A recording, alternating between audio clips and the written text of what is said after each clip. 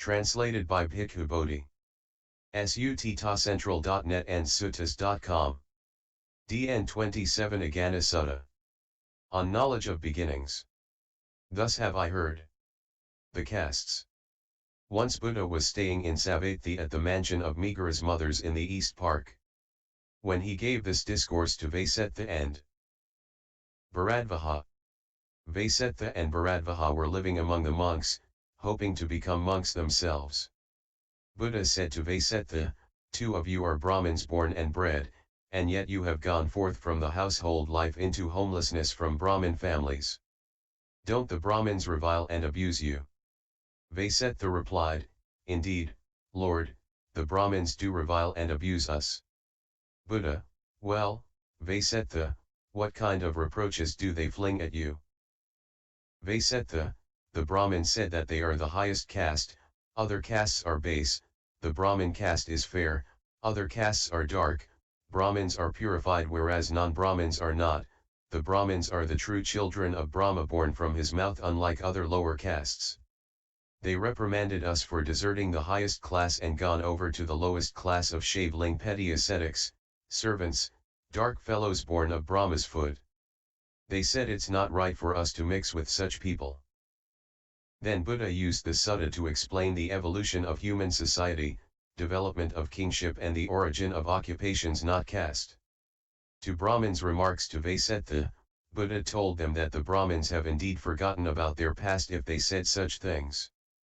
He mentioned that Brahmins, Kshatriyas, Vessa, and Sudras are not born from Brahma the creator but rather from their mother's womb like anyone else. This means that Brahmins who claimed themselves to be born from the mouth of Brahma the creator is scientifically untrue and not possible. These Brahmins misrepresent Brahma, tell lies and earn much demerit. He added, none is by birth a Brahmin. None is by birth an outcast. By deed, virtuous and morality, one becomes a Brahmin. By deed one becomes an outcast. The Buddha then elaborates that if any of the castes does the following unwholesome deeds, killing, taking anything that is not given, sexual misconduct, lying, slandering, speaking harsh words or gossips, greedy, cruel, and practice wrong view, then the wise people would still see that they do negative deeds and therefore are not worthy of respect. They will even get into trouble from their own deeds, whatever their caste, Brahmin, Khattiya, Vessa, and Sudda, might be. If any of the castes refrain from killing, taking anything that is not given, engage in sexual misconduct, lying, slandering, speaking harsh words or gossip, being greedy, cruel, and practicing wrong views, will be seen by wise people as positive and will earn respect from them. They would be profiting from their deeds, no matter what their caste might be. Buddha continued, "Now since both dark and bright qualities, which are blamed and praised by the wise, are scattered indiscriminately among the four castes, the wise do not recognize the claim about the Brahmin caste being the highest. Why is that so?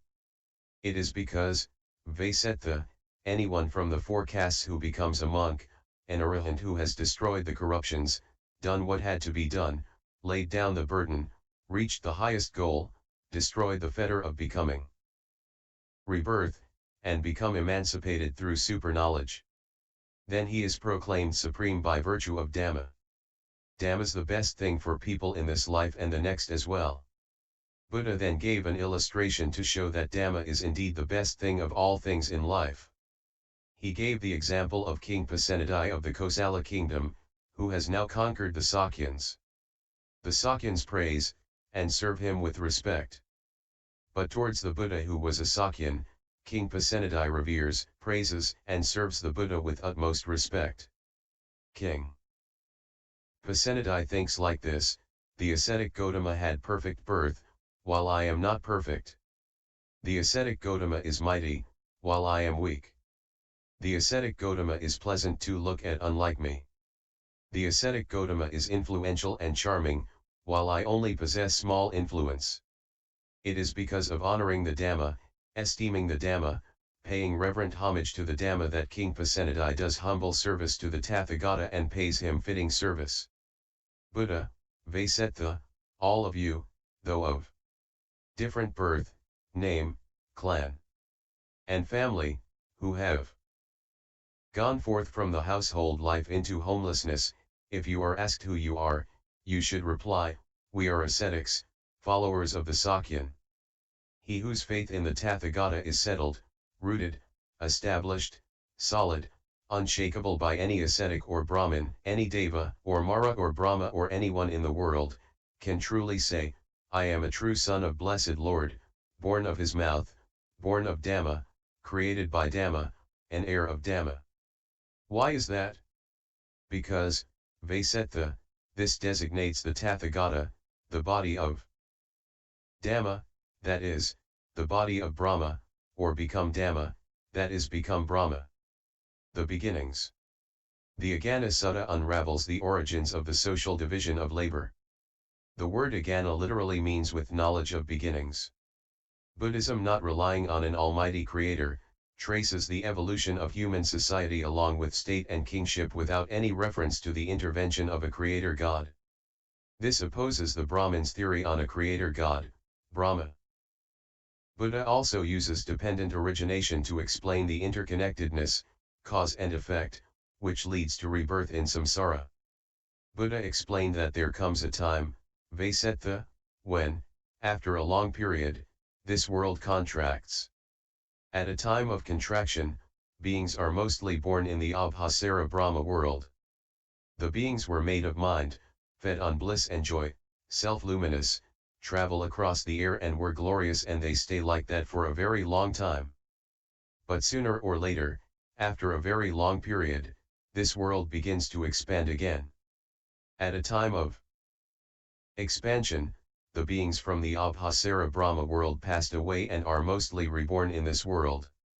Here they dwell, mind-made, feeding on delight, self-luminous, moving through the air, glorious, and they stay like that for a very long time. At that time, it was pitch darkness all over with no sun or moon, no day or night. Some of the beings who had curiosity and a greedy nature began to dive and taste the savory earth substance. Soon greed and craving entered the hearts of these beings, resulting in the fading away of their luminescence. Due to taking solid food, their bodies became more solid and their complexion changed, some dark and some fair. The beings then look different in terms of complexion and looks. As some are better looking, they become arrogant and being envious by the lesser looking. Later on the sun and moon came out, day and night become obvious, seasons and years also appeared. Evolution. They fed on whatever they found the earth provides from stage to stage. When there were rice plantations, they took rice and store the rice as they become lazier. Usually, it took only one night for the plant to grow and be ready to be consumed, but by the karmic power the plant began to grow more and more slowly. The Sutta continue to relate how they evolved from one stage to another by building a civilization on earth. During this evolution, the body of the creatures had become finely evolved. There was clear distinction between male and female. The men became preoccupied with women and vice versa. Their passion and desire was aroused, and they engaged in sexual relationships. The people who saw a couple engaged in sexual activity scolded them, and usually the couple were forbidden from entering the village for a certain period of time. Owing to this, the indulgent couples built closed dwellings where they indulged in sexual activity. Social decline. Under new conditions, it was no longer clear who was entitled to what. They moved from primitive food gathering stage, shifting from place to a stage of food production by partition and cultivating lands. They claimed private ownership of lands, put up boundaries across previously common property / organizing themselves as husbands and wives. Shelters were put up to enable them to lead private lives. Instead of the original clan, the separate household became the basic unit of the new society. Instead of restoring peace, the right to private property further inflamed greed and craving to accumulate wealth. This resulted in increased theft, stealing of private lands, lying, sexual misconduct and violence. Morality began to deteriorate, resulting in the disturbance of peaceful coexistence. Rulers' titles. Evil acts were rampant and culprits could not be corrected just by stern warning or mere nominal punishment. It was at this stage when people got together and appoint a central institution, ruler, to regulate social affairs. So they went to the one among them who was the handsomest, the best looking, the most pleasant and capable, and asked him to do this for them in return for a share of the rice, and he agreed. The first and enduring ruler title was Mahajana Samhita, or the Great Elect. The title was for someone acting like an executive who looked after the law and order among the community. Being impartial, he punished those who transgressed the customs and traditions of the community. In this sense, he was considered an authority of law and justice. Note that the institution of the Great Elect is not a creation of Brahma as Brahmins claimed, but a democratic system. The second title and constituting element was Khattiya, which originally meant Lord of the Fields. He was given powers of overlordship, people of great influence, but not rights of proprietorship, owner of industry, over the people or lands. The third title and constituting element was Raja, or king, because he ruled the country in accordance with Dhamma, which is law and justice as well as righteousness. Here his authoritarian power expanded further. This is the origin of the class of Khattiyas, in accordance with the ancient titles that were introduced for them. They originated among these very same beings, like ourselves, no different, and in accordance with Dhamma, not otherwise. Brahmins' titles. Some of these beings thought, evil things have appeared among beings, such as taking what is not given, censuring, lying, punishment and banishment. We ought to put aside evil and unwholesome things. And they did so. The first title given to someone who avoid unwholesome acts and thoughts, they act in accordance to Dhamma, and was called the Brahmin. They live in huts in forests and meditate in them, leading the homelessness lives. They gather food by alms round.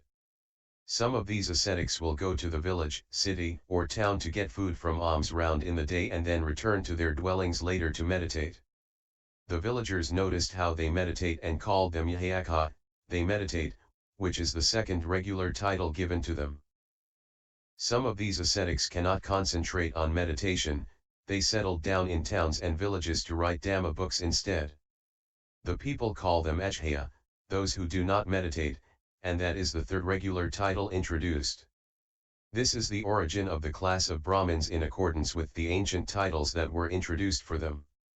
Their origin was from among these very same beings, like themselves, no different, and in accordance with Dhamma, not otherwise. The Vessa, traders, and the Sudda, hunters. Among the people who had settled and had family, some began to adopt various trades. Various is the meaning of Vessa, thus these people are called the Vessa, and that was the origin of the title given to them. The remainder of these people preferred the work of hunting. The Sudda caste came from the word Sudda, which means, they are base who live by the chase, and thus that was the origin of the title given to them. All of the castes, from Brahmin, Khattiya, Vessa, and Sudda originated from these people, and not from others, in accordance to the Dhamma and not by others. The ascetics. From the four clans, there were people who were not satisfied with their living, left their home, went forth from the household life into homelessness, and became celibate ascetics. These are the origin of the fifth caste, formed from all the four castes, people who left their lay life and became an ascetic. Their origin was from among these very same beings, like themselves, no different, and in accordance with Dhamma, not otherwise. No distinction between the castes. Buddha told Vessa, a Khattiya who has led a bad life in body, speech, and thought, who has wrong view will, and in consequence of such wrong views and deeds, at the breaking up of the body after death, he will be reborn in a state of loss, an ill fate, the downfall, the hell state. So too will a Brahmin, a Vessa, or a Sudda. No difference in the caste. Likewise, a Khattiya who has led a good life in body, speech, and thought, who has right view will, and in consequence of such right view and deeds, at the breaking up of the body after death, be reborn in a good destiny, in a heaven state.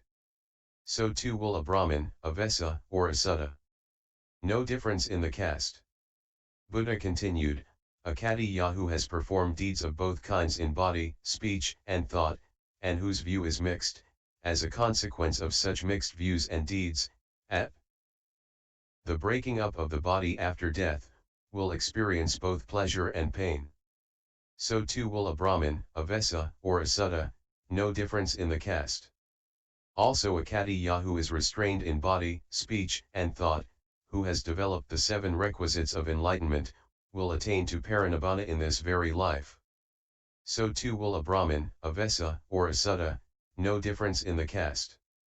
Whichever caste a monk comes from, if he becomes an Arahant who has destroyed the corruptions, done what had to be done, laid down the burden, attained to the highest goal, completely destroyed the fetter of becoming, become liberated by the highest insight, he is declared to be chief among them in accordance with Dhamma, and not otherwise. The Buddha quoted, Dharma is the best thing for people in this life and the next as well. The Buddha quoted the verses of Brahma Sanda Kumara, the Khattiya is the best among those who maintain their lineage, he with knowledge and conduct is best of gods and men. Then, the Buddha asserted that the verse is indeed true, according to the Dhamma, profitable, and true. At the end of this discourse, Vessa and Bharadvaja were delighted and rejoiced over the words of Buddha.